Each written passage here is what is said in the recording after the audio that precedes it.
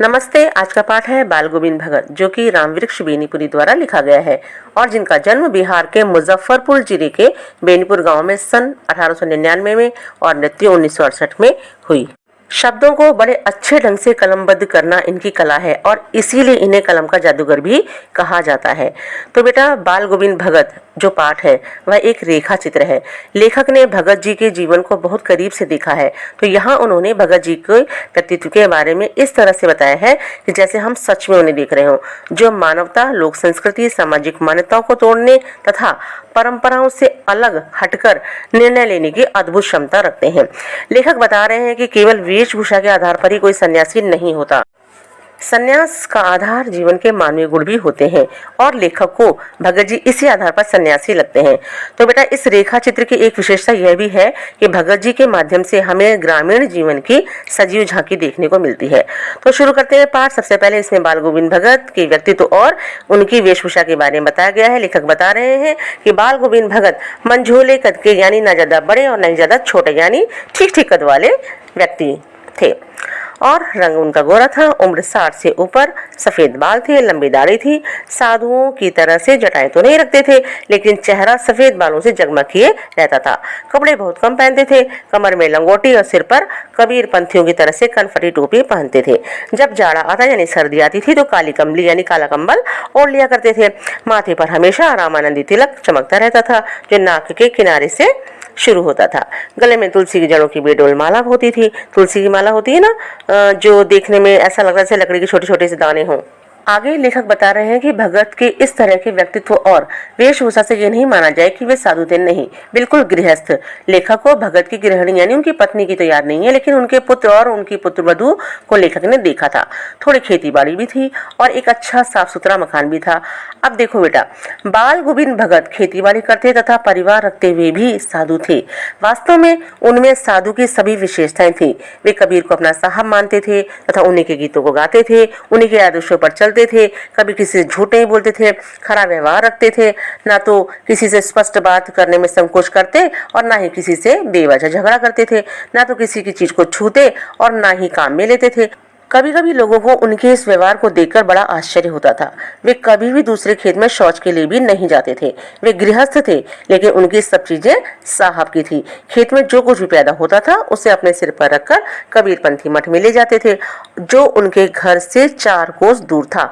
वहां उन्हें प्रसाद रूप में जो कुछ भी मिलता था उसे घर ले आते और उसी से अपना गुजर बसर करते थे। लेखक बता रहे हैं कि भगत जी की जो चारित्रिक विशेषताएं थीं, इन सब से तो वे प्रभावित थे ही, लेकिन इन सब से ऊपर वे मुग्ध थे भगत जी के मधुर गीतों पर, जो हमेशा ही सुनने को मिलते थे। अब आगे लेखक बता रहे हैं कि आषाढ़ का महीना यानी रिमझिम रिमझिम वर्षा हो रही है। गांव के सभी लोग खेतों में काम कर रहे हैं, कहीं हल चल रहे हैं तो कहीं रोपनी हो रही है, यानी पौधों को खेतों में लगाया जा रहा है। धान के पानी भरे खेतों में बच्चे उछल कूद कर रहे हैं। औरतें कलेवा यानी नाश्ता लेकर खेतों की मेड़ पर बैठी हैं। आसमान बादलों से घिरा हुआ है, कहीं धूप का नाम नहीं है। ठंडी पुरवाई चल रही है। पुरवाई होती है पूर्व दिशा की ओर से चलने वाली हवा को पुरवाई कहा जाता है। और ऐसे ही समय में बाल गोविंद भगत द्वारा गाया जाने वाला गीत सुनाई देता है और उनका पूरा शरीर कीचड़ से लथपथ है। अपने खेत में एक एक कर धान के पौधे को एक पंक्ति में रोपते हैं और गीत गाते हैं। उनका गीत लोगों पर जादू की तरह से प्रभाव डालता है। बच्चे झूम उठते हैं, औरतों के होंठ भी कांप उठते हैं और वे गुनगुनाने लगती हैं। हलवाओं के पैर ताल से उठने लगते हैं और रोपनी करने वालों की उंगलियां एक अजीब क्रम से चलने लगती हैं, यानी उनके संगीत का जादू छोटे बड़े सभी को प्रभावित करता है। फिर इसके बाद भादों का महीना, आषाढ़ के बाद सावन आता है और सावन के बाद में भादों। तो बेटा, ये हिंदी महीनों के नाम है। हमारा भारतीय नववर्ष जो है वो चैत्र से प्रारंभ होता है, जो लगभग मार्च मध्य में आता है। कोई फिक्स डेट नहीं होती है इसकी, लगभग मार्च के बीच से आप कह सकते हो आता है। तो चैत्र के बाद में आता है वैशाख, फिर ज्येष्ठ, आषाढ़, सावन, भादौ, अश्विन जिसे कुंवार भी कहा जाता है, फिर कार्तिक, फिर मार्गशीर्ष, पौष माह और अंत में आता है फागुन का महीना। ये हमारे हिंदी महीनों के नाम है। तो बेटा, बात कर रहे थे हम भादों के महीने की। अंधेरी आधी रात और अभी थोड़ी देर पहले ही मूसलाधार वर्षा खत्म हुई है। बादलों की गरज बिजली की चमक में भले ही आपने कुछ न सुना हो, लेकिन झिल्ली की झंकार और दादरू यानी मेंढक के टटर की आवाज ही भगत के संगीत को अपने कोलाहल में डुबो नहीं सकती थी। यानी उस अंधेरी आधी रात में भी उनका संगीत गूंज रहा था। वे अपनी खंजड़ी को बजा रहे थे। खंजड़ी होती है डफली की तरह से छोटा वाद्य होता है, और तो उसे कहते हैं खंजड़ी, और उसे वे डिमक डिमक करके बजा रहे हैं और गा रहे हैं कि गोदी में पेवा चमक उठे सखियां चिहुक उठे ना। यानी पिया तो गोद में ही है, किंतु वह समझती है कि अकेली है। चमक उठती है, चीख उठती है, और उसी भरे बादलों वाले भादों की आधी रात में उनका यह गाना अंधेरे में अचानक चमक उत्पन्न करने वाली बिजली की तरह से सबको चौंका देता है। अब सारा संसार निस्तब्धता यानी सन्नाटे में है। सारा संसार शांत वातावरण में सोया हुआ है, लेकिन बाल गोविंद भगत का संगीत जाग रहा है, सबको जगा रहा है, और वे गा रहे हैं तेरी गठरी में लागा चोर मुसाफिर जाग जरा। तो बेटा इस पंक्ति में गठरी शब्द जो आया है वो मानव जीवन यानी मनुष्य की आयु के लिए, चोर काल या समय के लिए, और मुसाफिर शब्द कुछ समय के लिए संसार में आए मनुष्य के लिए प्रयुक्त हुआ है। कहना करती है कि काल रूपी चोर पल पल मनुष्य के बहुमूल्य जीवन यानी उसकी आयु को चुरा रहा है। आयु बीती जा रही है, अतः मनुष्य को सांसारिक माया मोह की नींद से जाकर अपने जीवन को ईश्वर के स्मरण में भी लगाना चाहिए। अब आगे लेखक बताते हैं कि कार्तिक का महीना आया नहीं कि भगत की प्रभातियां शुरू हो जाती हैं। प्रभातियां होती हैं प्रातः काल गाया जाने वाला गीत। तो ये प्रभातियां कार्तिक से शुरू होकर फागुन तक गाई जाती थीं, और इन दिनों भगत जी बहुत जल्दी उठकर नदी स्नान को जाते, जो गांव से 2 मील दूर थी। वहां से नहा धोकर लौटते और गांव के बाहर ही पोखर के ऊंचे भिंडे पर जा बैठते। पोखर होता है छोटा तालाब, उसके पास जो ऊंची उठी हुई जगह होती है, तो वहां अपनी खंजड़ी लेकर जा बैठते और गाने टेरने लगते यानी गाने गाने लगते। और लेखक बताते हैं कि उन्हें देर तक सोने की आदत थी, लेकिन एक दिन माघ के महीने में जिसमें बहुत ठंड होती है, तो उस दांत किटकिटाने वाले भोर में भी उनका संगीत मुझे पोखर पर ले गया। उस समय आसमान में तारे टिमटिमा रहे थे। पूर्व दिशा में प्रातःकाल की लालिमा को शुक्र तारा और बढ़ा रहा था। खेत, बगीचा, घर सब पर कुहासा यानी कोहरा छा रहा था। सारा वातावरण अजीब रहस्य से ढका हुआ सा लगता था, और उस रहस्यमय वातावरण में भगत जी कुश की चटाई पर, कुश होती है एक प्रकार की घास होती है जिससे चटाई बनाई जाती है, बैठने के लिए आसन वगैरह बनाए जाते हैं। तो भगत जी कुश की चटाई पर पूर्व दिशा की ओर मुंह करके काली कमली ओढ़े अपनी खंजड़ी लिए बैठे थे। लगातार खंजड़ी पर उंगलियां चला रहे थे, गीत गा रहे थे, और गाते गाते कभी कभी इतने मस्त हो जाते कि ऐसा लगता था कि अभी उत्तेजित हो खड़े हो जाएंगे। काली कमली बार बार उनके सिर से खिसक जाती थी। लेखक बता रहे हैं कि वे सर्दी से कपकपा रहे थे, लेकिन तारे की छांव में भी भगत जी के माथे पर पसीने की बूंदें जब तब चमक ही पड़ती थीं। आगे गर्मियों में उनकी संध्या कितनी उमस भरी शाम को न शीतल करती, यानी कितनी भी उमस क्यों न हो, कितनी भी गर्मी क्यों न हो, लेकिन वे गीत गाते। अपने घर के आंगन में आसन जमा बैठते। गांव के उनके कुछ प्रेमी भी जुट जाते। खंजड़ी और करतालों की भरमार हो जाती। एक पद बाल गोविंद भगत कह जाते, उनके प्रेमी मंडली उसे दोहराती तेहराती। धीरे धीरे स्वर ऊंचा होने लगता, एक निश्चित ताल, एक निश्चित गति से।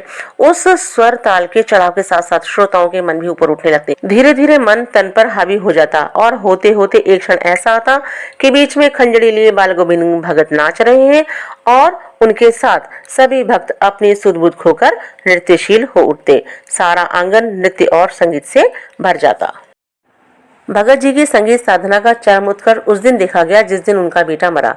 इकलौता बेटा था, वह एक ही था, कुछ सुस्त और बोधा सा था, मंदबुद्धि था, किंतु इसी कारण बाल गोविंद भगत उसे और भी ज्यादा प्यार करते और भी ज्यादा मानते। उनकी समझ में ऐसे आदमियों पर ज्यादा नजर रखनी चाहिए, क्योंकि ये निगरानी की ज्यादा हकदार होते हैं, इन्हें मोहब्बत की ज्यादा जरूरत होती है। बड़े शौक से उसकी शादी कराई थी। पतोहू बड़ी सौभाग्यशाली थी, सुशील मिली थी, घर की पूरी प्रबंधिका बनकर, यानी उसने घर को अच्छी तरह से संभाल लिया था और भगत जी को दुनियादारी से छुटकारा दे दिया था। आगे बता रहे हैं कि उनका बेटा बीमार है, इसकी खबर रखने की लोगों को कहाँ फुर्सत है, किंतु मौत तो अपनी और सबका ध्यान खींच कर ही रहती है। कह रहे हैं कि जब हमने सुना कि बाल गोविंद भगत का बेटा मर गया, तो उनके घर गए और यह देखकर आश्चर्यचकित रह गए कि उन्होंने बेटे को आंगन में एक चटाई पर लिटाकर एक सफेद कपड़े से ढक रखा है। उस पर कुछ फूल और तुलसी के पत्ते बिखेर दिए। सिरहाने एक दीपक जला रखा था। भगत जी सामने जमीन पर आसन जमाए गीत गाए जा रहे थे। वही पुराना स्वर, वही पुरानी तल्लीनता। घर में पतोह रो रही है, जिसे गांव की स्त्रियां चुप कराने की कोशिश कर रही हैं, किंतु बाल गोविंद भगत गाए जा रहे हैं। हाँ, गाते गाते कभी कभी पतोह के नजदीक भी आ जाते और उसे रोने के बदले उत्सव मनाने को कहते कि आत्मा परमात्मा के पास चली गई है, विरहणी अपने प्रेमी से जा मिली है। इससे बढ़कर आनंद की बात और क्या हो सकती है। लेखक कह रहे, मैं कभी कभी सोचता कि पागल तो नहीं हो गए, किंतु नहीं, मैं जो कुछ कह रहे थे उसमें उनका विश्वास बोल रहा था, वह चरम विश्वास जो हमेशा ही मृत्यु पर विजयी होता आया है। बेटे के क्रियाक्रम में अधिक महत्व नहीं दिया, पतोह से आग दिलवाई, किंतु जैसे ही श्राद्ध की अवधि पूरी हो गई, पतोह के भाई को बुलाकर उसके साथ कर दिया और आदेश देते हुए कहा कि इसकी दूसरी शादी कर देना। इधर पतोह रो रो कर कहती, मैं चली जाऊंगी तो बुढ़ापे में कौन आपके लिए भोजन बनाएगा, बीमार पड़े तो कौन चूल्हे पर पानी देगा, कौन देगा, कौन देखेगा आपको, कौन दवाई देगा। मैं आपके पैर पड़ती हूँ, मुझे अपने चरणों से अलग मत कीजिए। लेकिन भगत का निर्णय अटल था। वो बोले, तू नहीं जाती है तो मैं चला जाता हूँ घर छोड़कर। यह थी उनकी आखिरी दलील। इसके आगे बेचारी क्या करती वो। बाल गोविंद भगत की मृत्यु उन्हीं के अनुरूप हुई। वह हर वर्ष गंगा स्नान करने जाते। स्नान पर उतनी आस्था नहीं रखते जितने संत समागम और लोक दर्शन पर। पैदल ही जाते थे। करीब 30 कोस पर गंगा थी। साधु को संबल लेने का क्या हक, सहारा लेने का क्या हक, और गृहस्थ किसी से भिक्षा क्यों मांगे। और इसलिए वह घर से खाकर चलते थे तो फिर घर पर ही लौटकर खाते थे। रास्ते पर खंजड़ी बजाते जाते, गाते, जहाँ प्यास लगती वहां पानी पी लेते। 4-5 दिन आने जाने में लग जाते थे, किंतु इस लंबे उपवास में भी वही मस्ती। अब बुढ़ापा आ गया था, लेकिन टेक वही जवानी वाली। इस बार लौटे तो तबीयत कुछ नरम थी, सुस्त थी। खाने पीने के बाद भी तबीयत ठीक सुधरी नहीं उनकी, और उन्हें थोड़ा थोड़ा बुखार आने लगा। किंतु उन्होंने नियम व्रत नहीं तोड़े थे। वे नियम व्रत को छोड़ने वाले नहीं थे। वही दोनों जून गीत, स्नान, ध्यान, खेती बाड़ी देखना। दिन दिन कमजोर होने लगे, दुर्बल होने लगे। लोगों ने नहाने धोने से मना किया, आराम करने को कहा, किंतु हंसकर टाल देते। उस दिन भी संध्या में गीत गाए, किंतु मालूम होता जैसे तागा टूट गया हो, यानी जीवन समाप्त हो गया हो। माला का एक एक दाना बिखर गया हो, सांसें उखड़ गई हो। भोर में यानी सुबह सुबह जब लोगों ने गीत नहीं सुना तो जाकर देखा कि बाल गोविंद भगत नहीं रहे, सिर्फ उनका पंजर पड़ा है, यानी उनकी आत्मा शरीर छोड़कर जा चुकी है और सिर्फ एक हड्डियों का ढांचा ही रह गया है। तो बेटा, इस पूरे पाठ को पढ़ने के बाद एक बात तो स्पष्ट है कि बाल गोविंद भगत जो थे वे प्रचलित सामाजिक मान्यता को नहीं मानते थे। आधुनिक विचारों का प्रभाव था उन पर, अंधविश्वासी नहीं थे वे। तभी तो देखिए, जब उनके बेटे की मृत्यु हुई तो उन्होंने अपनी पुत्र वधू से ही अपने बेटे का क्रियाक्रम करवाया और अग्नि भी उसी से दिलवाई। और शादी की अवधि पूरी होते ही भगत ने पुत्र वधू के भाई को बुलाकर उसका पुनर्विवाह करवाने का आदेश देकर उसे भेज दिया, जबकि उस समय समाज में विधवा विवाह का प्रचलन नहीं था। तो यह था पाठ बाल गोविंद भगत। उम्मीद करती हूँ कि आपको समझ में आ गया होगा। धन्यवाद।